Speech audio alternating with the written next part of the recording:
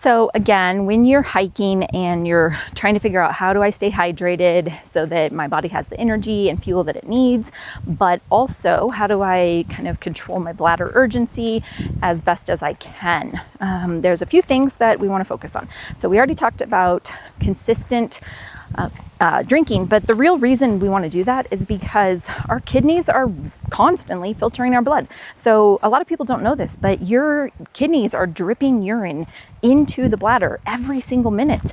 Anywhere from about 4 to 16 drops of urine per minute are dripping into your bladder. But your bladder is stretching slowly and gradually, similar to a water balloon. And if you are hiking and active, you're breathing heavier, so you're breathing heavier and then you're sweating, you're actually going to lose a lot of water that way. And if you're sipping your fluids kind of throughout that hike, then your bladder fill rate's actually going to stay pretty low and pretty steady. So we don't need to really worry about that. Now, this is going to be most important for urgency because stress incontinence is pressure on your bladder that causes leakage. Urge incontinence is when you get those really strong urges and then your bladder starts to contract and let some pee out before you want it to, okay?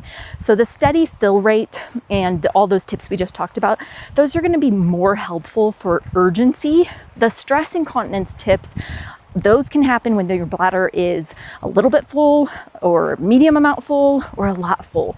So we're not going to worry so much about our bladder fill rate if we don't have urgency.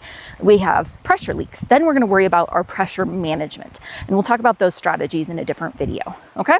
So again, key take home is sip your fluid, whether it's water or a hydration beverage of some type, and do it steadily throughout the hike. Also, do it steadily before the hike.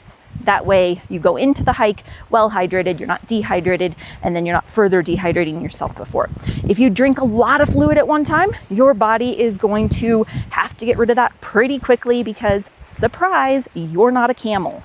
You do not have a big reservoir to hold on to water.